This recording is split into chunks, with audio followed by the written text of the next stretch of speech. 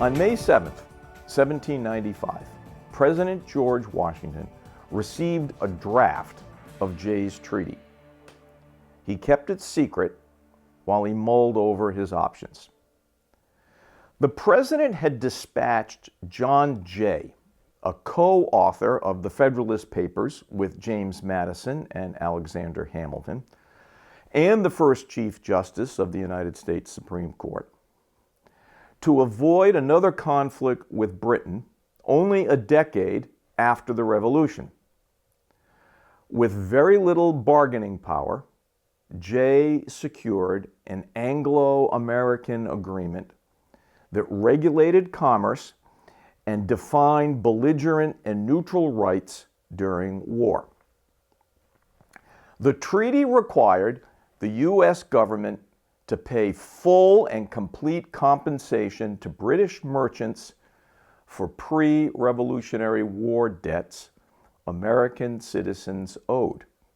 Moreover, the U.S. would drop its counterclaims for enslaved people the British Army freed during the war. In exchange, Americans could submit claims for illegal seizures, and the treaty required the British to remove their troops from the Northwest Territories and the Great Lakes region. James Madison obtained a copy of the treaty and branded it as a ruinous bargain. Soon, other Republicans denounced the treaty.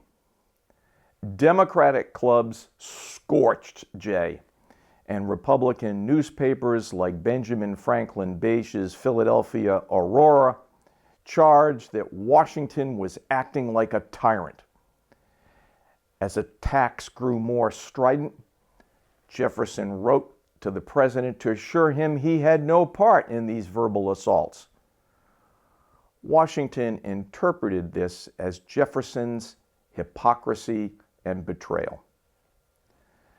Eventually, Washington sent the treaty to the Senate, and the senators ratified it in June 1795, voting 20-10, which was the minimum number necessary for concurrence. Hi, I'm Tom Army, and this is episode 3 in our series on the early republic and the causes of the War of 1812. The Jay Treaty had stabilized the American government's relationship with Great Britain, and between 1795 and 1801, the U.S. economy flourished. American exports stood at $33 million in 1794 and soared to $94 million in 1801. The French, however, resented the treaty, severed diplomatic relations, and unleashed its warships and privateers on American commerce. In 2 years, additional French actions would force the U.S. to respond. Yet the more immediate concern was the 1796 election. As Washington prepared for retirement, the Federalists prepared to anoint a successor. 3 specific events made the upcoming election appear as a lock for the Federalists. First, in August 1794, Major General Mad Anthony Wayne defeated Native American tribes affiliated with the Northwestern Confederacy at the Battle of Fallen Timbers. Second, Wayne's victory and provisions in the Jay Treaty opened the Mississippi River to American commerce and opened the way west for American settlers. And finally, in 1795, the Senate ratified the Treaty of San Lorenzo, or Pinckney's Treaty. The treaty fixed the boundary of Florida, liquidated reciprocal claims, ended Spanish collusion with Native Americans, and opened New Orleans to U.S. shipping. Under Federalist leadership, Congress averted war with Great Britain and opened the West for business. Hamilton and the Federalists concentrated on the present. Washington, in his farewell address, considered the future. The president warned against overgrown military establishments and political factions. He said large military establishments were inauspicious to liberty, and political factions divided men, quote, who ought to be bonded by fraternal affection, end quote. Washington supported rigorous debate, but added, quote, it demands a uniform vigilance, lest instead of warming, it should consume, end quote. Regarding foreign policy, the president wrote, "'Tis our true policy to steer clear of permanent alliances with any portion of the foreign world." Finally, as if looking through a crystal ball, he penned, "In offering you, my countrymen, these counsels of an old affectionate friend, I dare not hope they will make the strong and lasting impression I could wish. Yet on occasion, they may now and then recur to moderate the fury of party spirit, to warn against the mischief of foreign intrigue, and to guard against the impostors of pretended patriotism." Both parties disregarded Washington's sage advice. They established no bonds of fraternal affection. Republicans used the newspapers to smear John Adams, the presidential hopeful, and President Washington. Hamilton, working behind Adams's back, lobbied for Federalist Thomas Pinckney. Hamilton's machinations and the Constitution's weird rules regarding presidential elections created chaotic results. Each elector cast 2 ballots.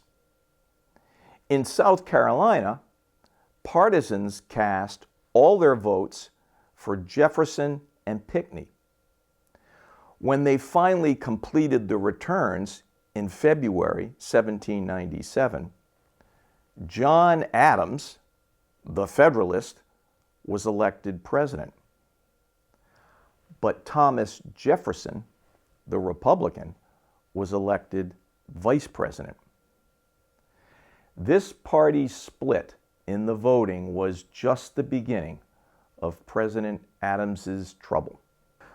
First, Adams approached Jefferson and then Madison with the idea of joining forces to ease the tension between the U.S. and France. The president hoped one of them would accompany a delegation to France to discuss matters with the Directory. Both men said no. 3 envoys did arrive in Paris in October 1797. And after an exceedingly long wait, were granted only 15 minutes with French Foreign Minister Talleyrand. After this, 3 of Talleyrand's agents met the diplomats. The agents, labeled in American newspapers as X, Y, and Z, refused to conduct negotiations unless the United States paid enormous bribes. Adams charged that the French had insulted American honor, and Congress cut off trade with France and authorized American privateers to seize French vessels. In the quasi-war which followed, the American Navy would acquit itself well. In 1801, the French called off its war on American commerce and agreed to restore peace. Closer to home, French revolutionary zeal stirred a conflict between planters and free blacks in the French colony of Saint-Dominique in the West Indies. This conflict gave way to a massive slave uprising led by Haitian General Toussaint Louverture, himself a former slave-owning planter. Many U.S. slave owners panicked, fearful that the fight for black liberation would undermine their own slaveholding interests. Adams, strongly anti-slavery and no friend of France, aided the rebels and strengthened commercial ties. The Adams administration became more hostile to the French Republic and took a harder line against their Republican critics. The Federalist Congress enacted 3 coercive laws, limiting individual rights and threatening the first party system. Known collectively as the Naturalization, Alien, and Sedition Acts of 1798, prosecutors arrested more than 20 Republican newspaper editors and politicians and accused them of sedition, and then convicted and jailed some of them. These laws sparked a constitutional crisis. Republicans charged that the Sedition Act violated the First Amendment. It did. Yet, they did not appeal to the Supreme Court because Republicans also believed the court had no power to declare acts of Congress unconstitutional.